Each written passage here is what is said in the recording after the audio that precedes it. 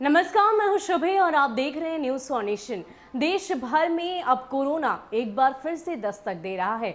लगातार बढ़ते आंकड़ों से अब बिहार में भी सभी लोग सतर्क हो गए हैं और इतना ही नहीं, सरकार की तरफ से तो अब युद्ध स्तर पर तैयारियां भी की जा रही है।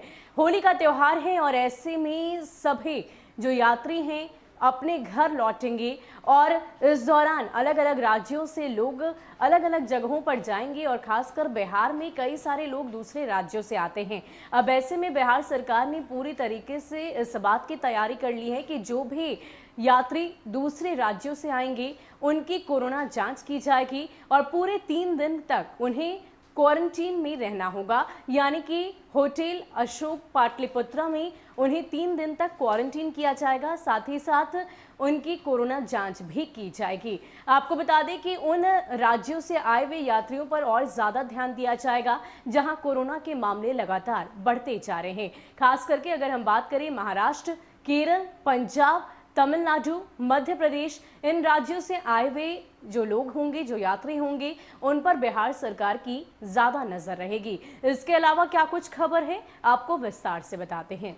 अन्य प्रदेशों से पटना आने वाले यात्रियों की रैंडम कोरोना जांच शुरू हो गई है। रेलवे स्टेशन, एयरपोर्ट और बस स्टैंड में आरटीसीआर से कोरोना जांच के लिए रैंडम तौर पर 75 लोगों का सैंपल लिया गया। Civil surgeon doctor Vibha Kumari Singh ने बताया कि सोमवार से इस रैंडम जांच की संख्या में और वृद्धि होगी, क्योंकि जांच टीम के साथ फोर्स तैनात रहेगी। खासकर वैसी ट्रेनों और फ्लाइटों के यात्रियों पर फोकस किया जा रहा है जो कोरोना से अधिक संक्रमित वाले प्रदेशों से आ रहे हैं।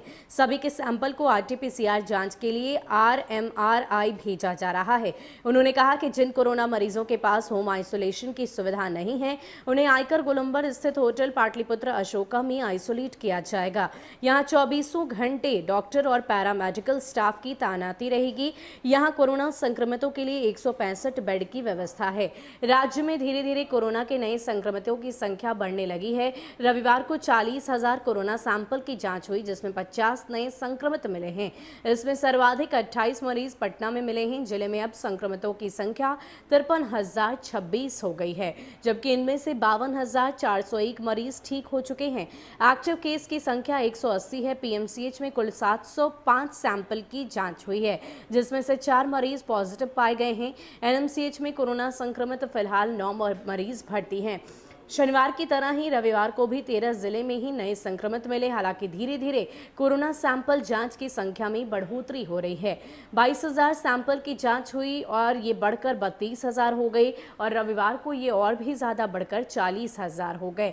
जिन जिलों में नए संक्रमित मिले हैं उनमें बेगूसराय, मुंगेर, मधुबनी, जहानाबाद, कैमूर, नालंदा, पूर्णिया, रोहतास, सीतामढ़ी, सुपौल, मधेपुरा, पटना में 28 नए संक्रमित मिले हैं। राज्य भर की अगर बात की जाए तो कुल एक्टिव मरीजों की संख्या 332 से बढ़कर 337 हो गई है। हालांकि 44 संक्रमित कोरोना वायरस को हराने में सफल रहे हैं।